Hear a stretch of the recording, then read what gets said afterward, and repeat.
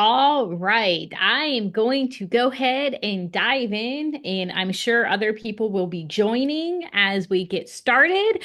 But welcome.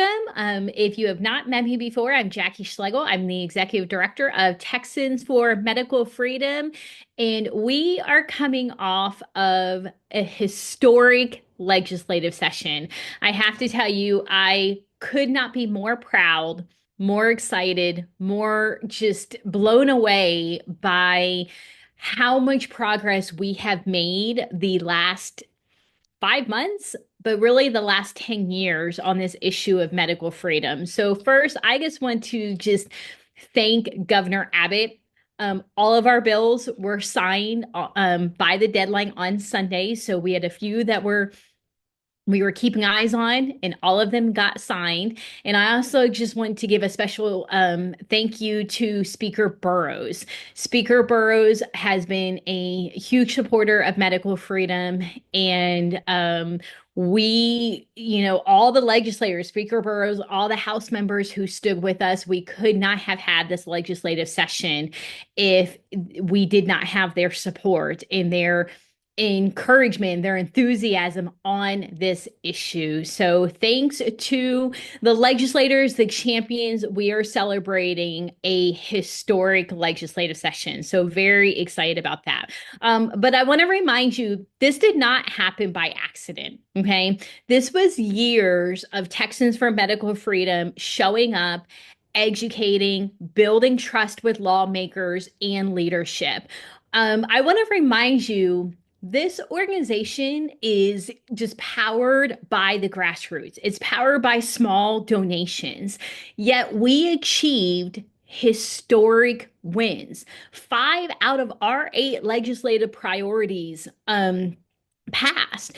And many of the larger organizations walked away, they didn't get anything, or they got one bill done. So that really just shows you this is the power of the grassroots. This is the power of consistent engagement. This is the power of reasonable voices showing up to meetings.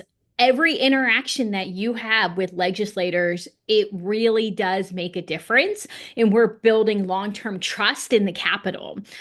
These wins were the result of deliberate, truthful conversations. We, show up every single day at the Capitol and we have honest discussions with legislators through very complex, in somewhat emotional discussions and topics, but we win them over with solid research and a lot of clarity. I think we can all agree that COVID has completely reshaped this fight. And now more than ever, I think Texans are excited to make their own medical decisions. They are really ready and they understand why this issue is important and why they need to preserve their rights to make these medical decisions. So, with all of that said, we're going to dive in all throughout legislative session. I walked you through the different bills. So, you're probably wondering, like, what is it that passed? What has been signed into law? And what do these bills mean now? So, I'm going to walk you through each and every one of them, but I just want to point out that these new laws move medical freedom from really just a talking point to a reality in Texas. We're ensuring that these protections are not just on paper, they are affecting your lives. They are affecting you in the workplace, you in the doctor's office, you when you need medical procedures. So we're really, really excited. So I'm going to go ahead, and we like to keep these calls moving along and fairly short. So I'm going to go ahead and just start to go through the historic medical freedom wins. Okay. Number one, medical freedom win. These are not in any particular order, in case you were wondering, although I will point out my favorites as we progress here. SB 269. This is the vaccine adverse reporting bill. This is really super cool because it will finally give Texans an enforceable standard for tracking vaccine injuries, okay? Because it is our belief that if we measure vaccine injuries, that, that will lead to the change we need because we'll now know the reality of the vaccines that we are giving. And currently, this standard it is currently up to you to report a vaccine injury. And many people don't know how to do that. Now that burden has shifted to the doctor and the provider. So we're really super excited about Senate Bill 269. A lot of the things we worked on this legislative session create a standard in Texas that currently does not exist. But as of September 1st, it will exist. And so we're very super excited about that. HB 4535, which is the COVID-19 vaccine transparency bill. Again, this is about your right to informed consent. And when somebody shows up at the doctor, making sure they are fully informed of the risk and the benefits of this vaccine, and they understand especially the risk with the COVID vaccine.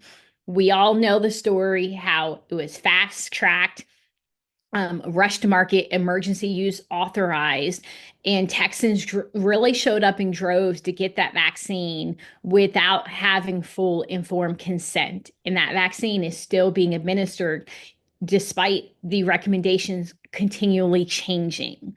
This ensures when somebody shows up to get a vaccine, they are going to get written informed consent, not only the benefits, but the risk of the vaccine. They are going to be told um, how to report a vaccine reaction. This is incredibly important that we start to put these standards in place in the state of Texas. And so we're really just grateful for Representative McQueenie taking this bill on and Senator Hancock taking it on in the Senate. Number 3 is SB 12. And this is where we have our Medical Freedom Education Act. Okay, so we had a standalone bill at the beginning of session, and the language just ended up being in another bill. We found another vehicle for it, and in the end, it was signed in with SB 12. And the basic premise of this bill is your rights do not stop when your child steps foot in a public school. Your right to informed consent, your right to know the health curriculum, know what assessments, psychological assessments are taking place, health-based clinics on school campuses, anything and everything that relates to your child's health. You should be fully informed and have the right to opt out of any of those tests, assessments, counseling, medical procedures, school-based health clinics. So we were really excited about SB 12 that absorbed that language and protects parental rights in the state of Texas. This law makes sure parents are informed, involved, and empowered. And that's always what we want to do at Texans for Medical Freedom. We want to empower you in your medical decisions.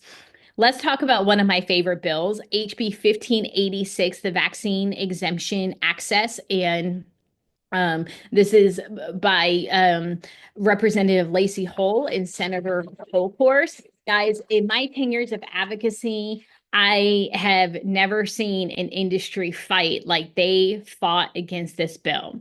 And this bill was really quite simple. We really viewed it as a Doge bill. Okay, it was about government efficiency. It was about getting through the red tape. So in the state of Texas, parents are already protected by law to get a vaccine exemption for their children. That's protected. We already have that in statute. So this was about allowing parents to download the form rather than request it from the state. Every single school year, I get a lot of phone calls from families, not that they didn't request the form, but the form never came or the form was delayed. I mean, y'all know how the mail system goes. And so this was truly about keeping kids in school so they weren't missing class time. And this was about cutting down on this process and getting, cutting through the red tape here. The Medical establishment did not like this bill. They showed up in droves, fierce opposition, but we were able to hold the line against the lies and the misinformation, the amendment attempts, and the all the attempts just to completely derail this bill. So we're really excited after numerous sessions of filing this bill to finally have that passed and for that to take effect September 1st, 2025 this year. All right, moving on to the next one. There's probably not another bill that I just felt so passionate about for the families that we serve. And as I travel all across the state of Texas, this issue comes up far more than I ever thought it would. And I would go and speak, and people come up to me and say, Jackie, my husband or my daughter, my child can't get on the organ transplant list if they're not up to date with every single vaccine there is. And throughout COVID, it was the COVID vaccine for children. For a baby, that can be 15 different vaccines. And we're not talking about vaccines that are medically significant to the transplant. We're just talking about a blanket policy that you have to be up to date with every single vaccine to even get on the transplant list. So this was something that had weighed on me, and a lot of people told me it could not be done. And I decided that has never stopped us at Texans for Medical Freedom for doing what's right. That we were going to see if we could handle this session. So we went to Chairman Jeff Leach and we drafted up a bill, and it it passed and it flew through the House, it flew through the Senate. And I remember Representative James Frank, almost dumbfounded in the hearing saying, this is the bare minimum we can do for these families. This is the absolute bare minimum. And I agree. We agree. So many of us agree that vaccination status absolutely should not be a hurdle to getting a transplant. As a matter of fact, our vice president has tweeted out about this issue with a family member who has been denied life-saving care and treatment based solely on vaccination status. We took care of that here in the state of Texas. I don't know another state who has done this. I'm actually getting calls from all across the country. When we first filed this bill, a family reached out from North Carolina. Their baby needs a liver transplant, and they were told unless they got up to date with all of the vaccines, she would not qualify for that transplant. And they said, if this bill passes, we're coming to Texas so that our baby can get the life-saving care she needs. So that's the work that we are doing at Texans for Medical Freedom. That's the work that you guys are doing. And I hope you are so proud of what we accomplished this legislative session. So let's go through just very quickly a few Make America Healthy Again wins. We've got SB 25, which is the nutrition reform in schools and the medical training. Texas will now train future doctors and educators in evidence-based nutrition, not in big food marketing. Again, this is a bill that the lobby showed up in droves to derail this bill. You would have thought the sky was falling over the idea that you should know what's in your food, that it should be labeled appropriately. So we're very proud of the work that went in to passing SB 25. And then there was SB 314, the Clean School Lunches, banning toxic additives. Y'all, if your kids are eating junk, they're going to feel like junk and they're not going to be at their best. We can do better in Texas, and we are with this bill. Senate Bill 379, Real Food Access in SNAP. This is really about redefining food stamps, putting dignity and real nutrition at the center of public assistance. Look, these are the most vulnerable citizens in the state of Texas. This program is designed to give them nutrition. And that's the goal of this bill, is to make sure we put it back on what the program was created for, and that is to provide nutrition to these kids and these families and getting the junk food out of this program. The food lobby fought very, very hard, but Texas legislators again stood up and said Texans deserve to know what they are eating. Our kids deserve to have recess in schools. Our kids deserve to be active. And we're just really excited that these bills, Make America Healthy Again bills, passed. So, two more freedoms, medical freedom victories that I want to discuss. HB 1151. This is the parental right to decline psychotropic medications. Parents now have the explicit right to say no to psychotropic medications for their children and to choose alternatives they trust. You might be saying, why isn't this already in law? Don't, you have the God-given right to make these decisions for your children. Unfortunately, declining these medications can, up until now, be seen as medical or educational neglect.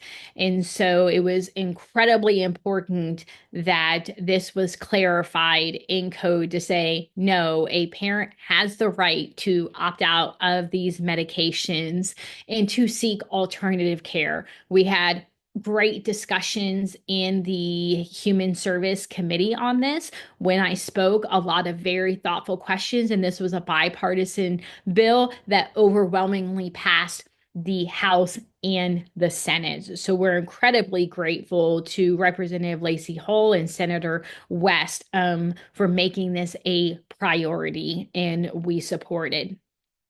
The last major victory, guys, there was a lot this legislative session and a lot we were tracking and following, but the last big one that I want to talk about that probably most of you have been following is HB 3441, the vaccine manufacturer liability.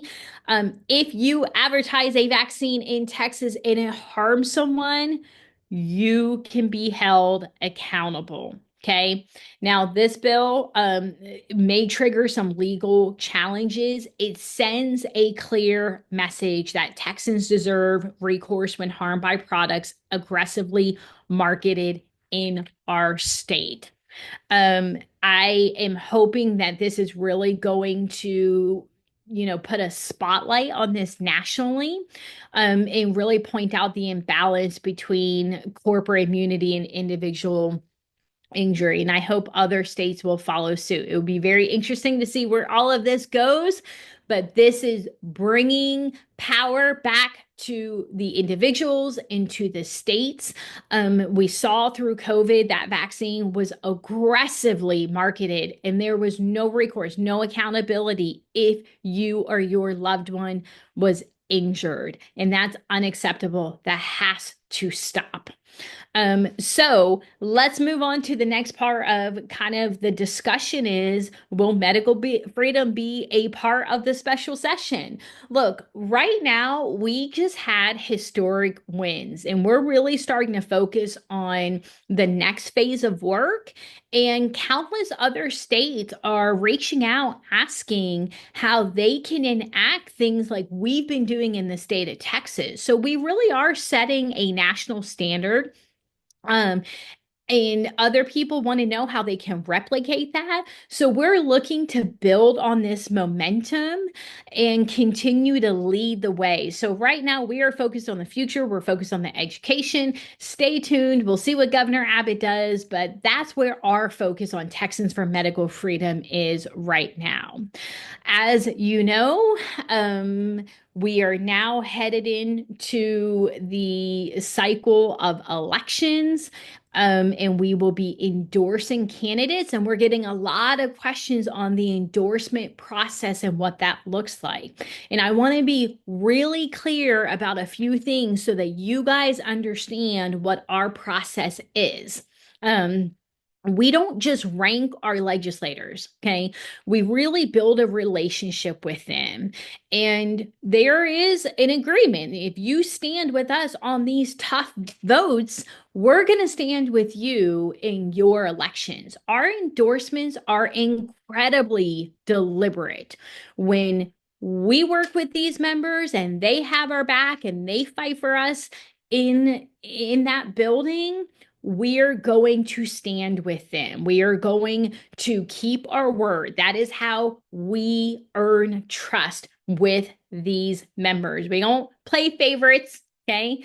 We simply make decisions based on the facts of how these members voted and the work they put in to pass this legislation. So when you see our endorsements, you will know it is incredibly deliberate and it is a trusted person for medical freedom.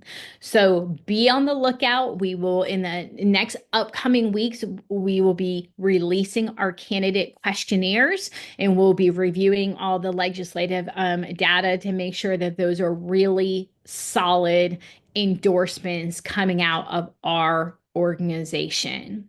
So, what is next for medical freedom? Look, in a post-COVID world, doesn't mean post-fight. We are still very much in the fight, especially with this Make America Healthy Again agenda.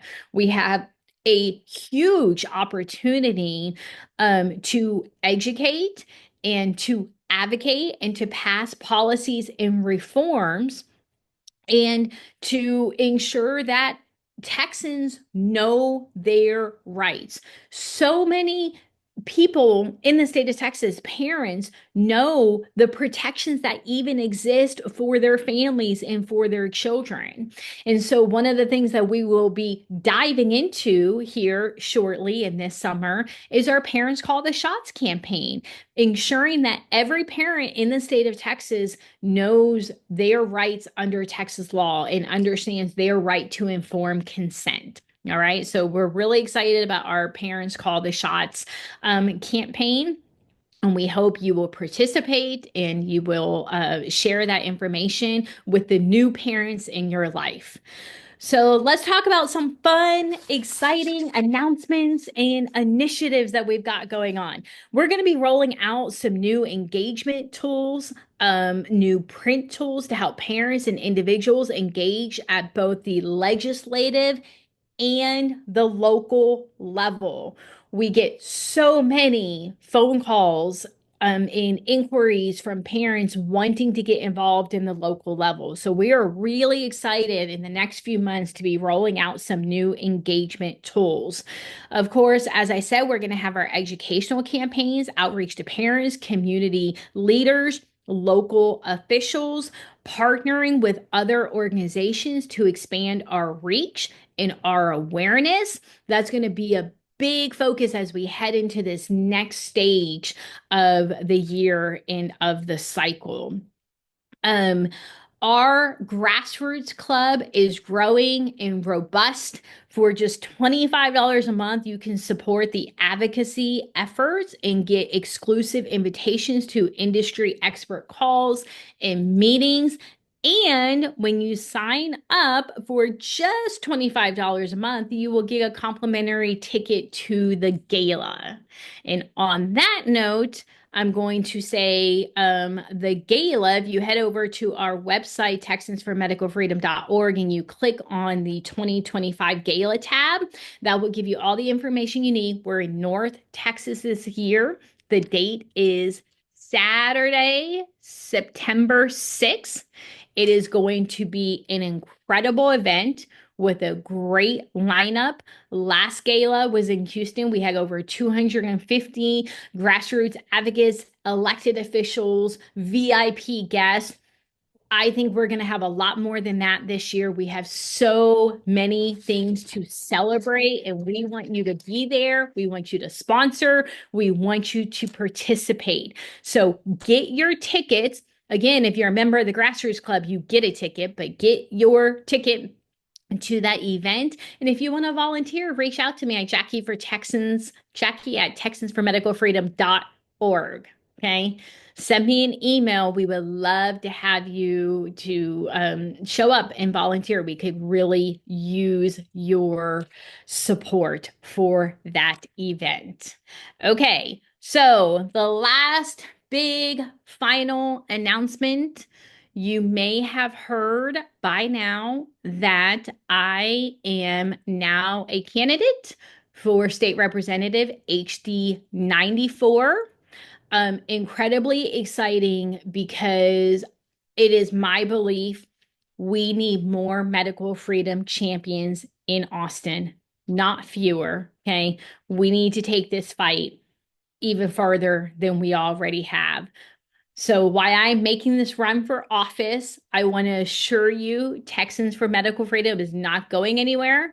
I am fully committed to the organization and to the mission. And we have a fantastic team here who is going to continue to fight for your rights. But this is a great new opportunity, and I just could not be more excited to get to Austin in this capacity. So that is my big announcement tonight. I just want to thank you guys from the bottom of my heart and everybody at Texans for Medical Freedom.